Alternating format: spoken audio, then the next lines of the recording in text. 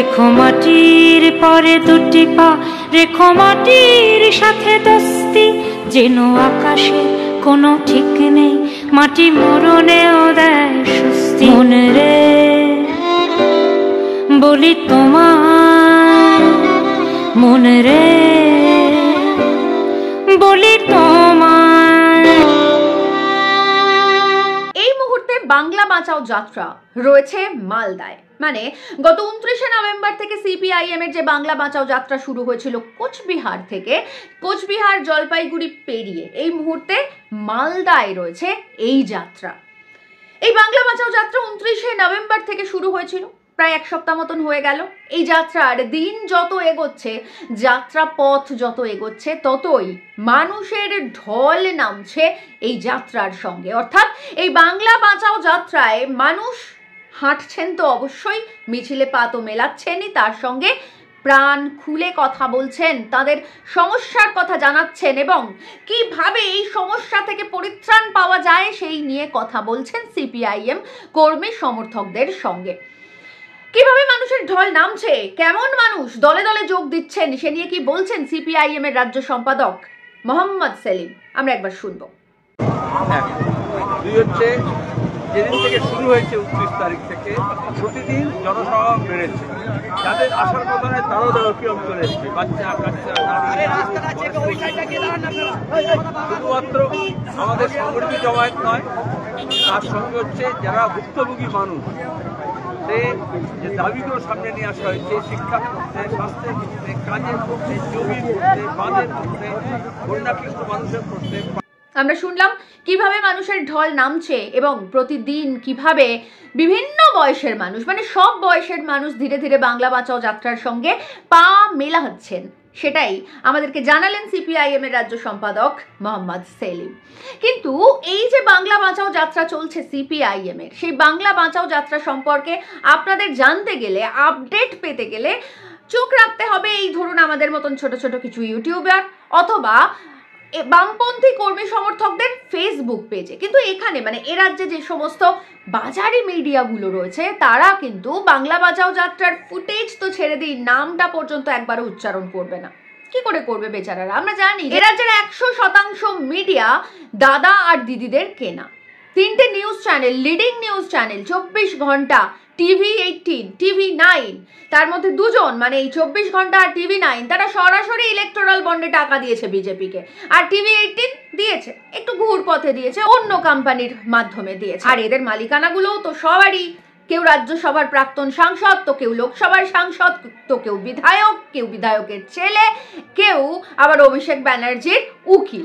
তো এই সমস্ত লোকজনদের নিয়ে যখন একটা সংবাদ মাধ্যম চলে, মানে টোটাল গণমাধ্যম চলে, তখন সেখানে যে শুধুমাত্র বায়নারি চলবে, শুধুমাত্র ধর্মের বিষ চলবে, শুধুমাত্র চুরি চুরিকে ঢাকা চলবে, এর বাইরে মানুষের কথা, মানুষের সমস্যার কথা যে সেখানে দেখানো হবে না, সেখানে বলা হবে না, এটা নিয়ে আর নতুন করে বলার কিছু নেই। আপনারা এতদিন ধরে, অন্তত পক্ষে 2011 সালের পর থেকে যে বায়নারি তৈরি হয়েছে, যে অসভ্যতা তৈরি হয়েছে, সংবাদ মাধ্যমে যে নোংরামও হয়েছে, সেটা দেখে মোটামুটিভাবে বুঝে গেছেন। যাই হোক, মিডিয়ার কথা বাদ দিন, আজকে মিডিয়ার কথা বলার জন্য আমি এই ভিডিও বানাচ্ছি না। আমি অবশ্যই বাংলা বাঁচাও যাত্রা নিয়েই কথা বলতে চাইছি। কিন্তু সমস্যা হয় যখন দেখি যে টিভি চ্যানেলগুলো খুললে শুধুমাত্র এই তৃণমূল আর বিজেপির বাইনারি, শুধুমাত্র হিন্দু মুসলিম ধর্মের বাইনারি, শুধুমাত্র লক্ষ্য কণ্ঠে গীতা পাঠ আর মসজিদ বানানোর বাইনারি, তখন দেখে ভীষণভাবে শঙ্কিত হই যে আমাদের আগামী প্রজন্মটা, মানে এ রাজ্যের মানুষের যে আগামী প্রজন্মটা, তাদের ঠিক কি হতে চলেছে এবং কাদের হাতে আমরা আগামী প্রজন্মটাকে দিয়ে যাব। আর ঠিক সেই কারণের জন্য এই সিপিআইএম এর বাংলা বাঁচাও যাত্রা থেকেই এ রাজ্যের মানুষ এখনো পর্যন্ত উত্তরবঙ্গে যেখানে যেখানে এই যাত্রা পৌঁছেছে, সমস্ত জায়গার মানুষ কিন্তু অক্সিজেন পাচ্ছেন। সেটা অন্তত পক্ষে তাদের যে রিয়াকশন, সেটা দেখে আমরা বুঝতে পারছি। কিন্তু হ্যাঁ, আমরা আশাবাদী, যেভাবে মানুষের ঢল নামছে এই যাত্রায়, যেভাবে মানুষ সাড়া দিচ্ছেন, যেভাবে মানুষ কথা বলছেন, কথা বলতে চাইছেন, সমস্যার কথা জানাচ্ছেন, সমাধানের পথ খুঁজছেন, তাতে এই যে বাজারে মিডিয়া, সেগুলো যতই দাদা দিদির কেনা হোক না কেন, তারাও একটা সময় দেখাতে বাধ্য হবে। ঠিক যেরকম আমরা দেখেছিলাম 2023-এ ইনসাফ যাত্রার ক্ষেত্রে। সেই ইনসাফ যাত্রা, যে ইনসাফ যাত্রা একটা সময় এই বাজারি মিডিয়া কিন্তু একবারও দেখায়নি, ইনফ্যাক্ট একবারও মুখে উচ্চারণ পর্যন্ত করেনি শুরুর দিকে। তারপর ইনসাফ যাত্রা যত এগিয়েছে তত বেশি মানুষের ঢল নেমেছিল এবং তত বেশি করে মানুষ সাড়া দিয়েছিলেন, তত বেশি করে মানুষ আলোচনায় এনেছিলেন। আর তখন এই বাজারি মিডিয়াগুলো হিন্দু মুসলিম বাইনারি ছেড়ে, চুরি চুরির বাইনারি ছেড়ে এই ইনসাফ যাত্রাকে টিভিতে মানে টিভি চ্যানেলে টেলিকাস্ট করতে বাধ্য হয়েছিল।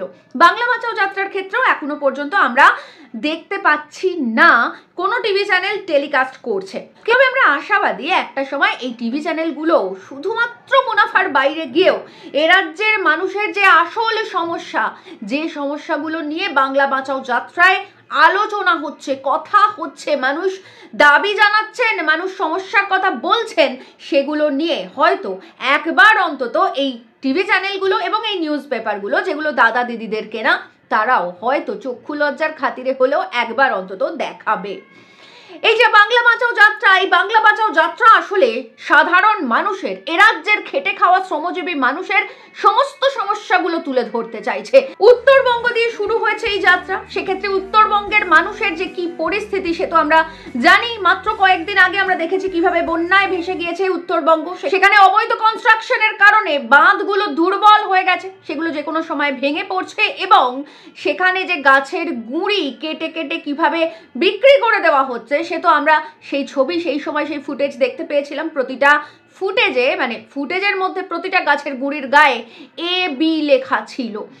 তার সঙ্গে সাধারণ মানুষের ঘর দৌড় ভেসে গেছে, মাথার ছাদ ভেসে গেছে, কোনো খাবারের জোগাড় পর্যন্ত ছিল না মাত্র কয়েকদিন আগে। তার সঙ্গে তৃণমূল আর বিজেপির উস্কানিমূলক রাজনীতি তো রয়েছে, তার সঙ্গে চা শ্রমিকদের দুর্দশা, যন্ত্রণার শেষ নেই, বঞ্চনার শেষ নেই। চা বাগানের শ্রমিকরা তারা অত্যন্ত যন্ত্রণার মধ্যে রয়েছেন এবং একই সঙ্গে নারী পাচার ইস্যু উত্তরবঙ্গে একটা ভয়াবহ রূপে দেখা দিচ্ছে।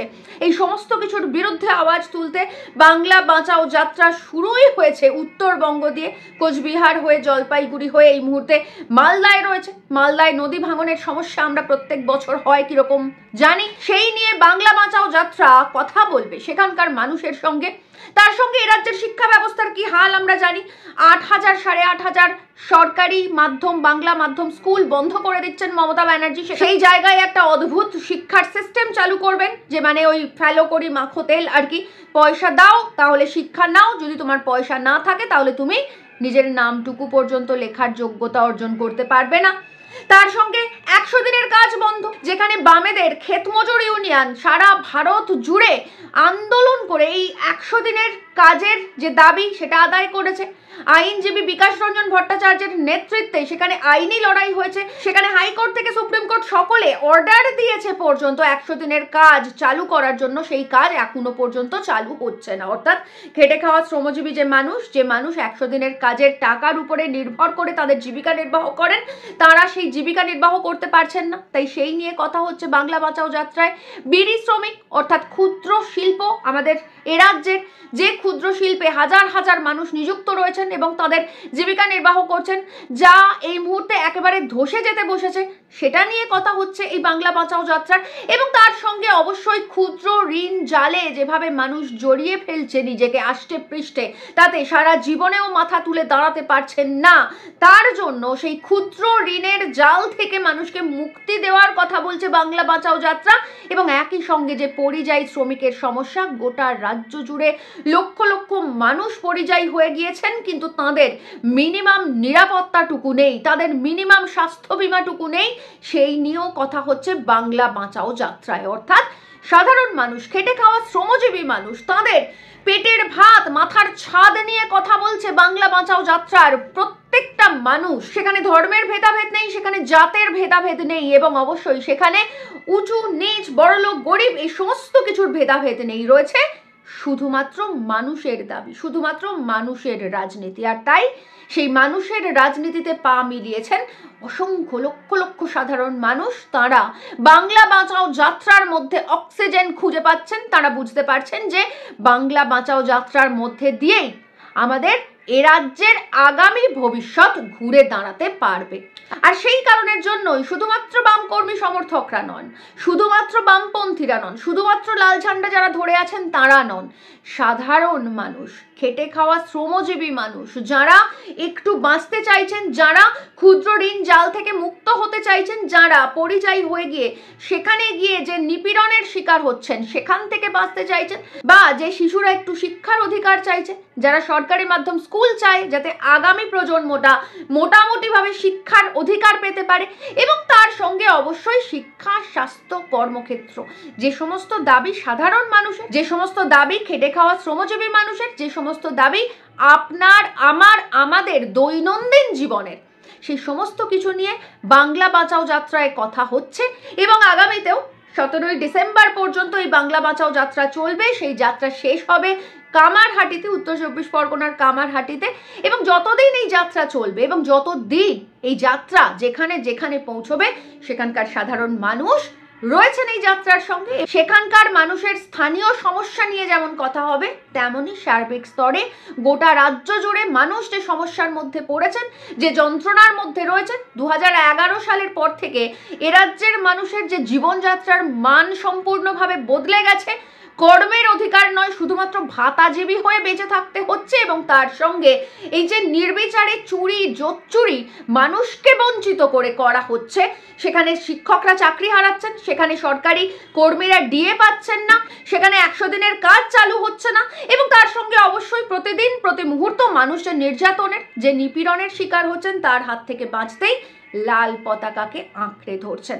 আর এভাবেই লাল পতাকাকে মানুষ আঁকড়ে ধরবেন, এভাবেই লাল পতাকা মানুষ বয়ে নিয়ে যাবেন, এটাই লাল পতাকার লেগাসি। তাই এই দুদিন তৃণমূল এসছে না বিজেপি এসছে, এ শাসক না ও বিরোধী, এ চোর না ও জোচ্চোর, ও মন্দির করছে না ও মসজিদ করছে, এগুলো সব সাময়িক ব্যাপার। এই সমস্ত প্রতিকূলতাকে কাটিয়ে এই বাংলা একদিন লাল হবে। আর এই লাল হবে অবশ্যই আজকের এই বাংলা বাঁচাও যাত্রা বা গতকালের এই ইনসাফ যাত্রা, এই সমস্ত যাত্রার মধ্যে দিয়েই এই বাংলার মানুষ ঘুরে দাঁড়াবেন, পিঠ টান করে সোজা হয়ে দাঁড়াবেন এবং আবারও লাল পতাকা বইবেন।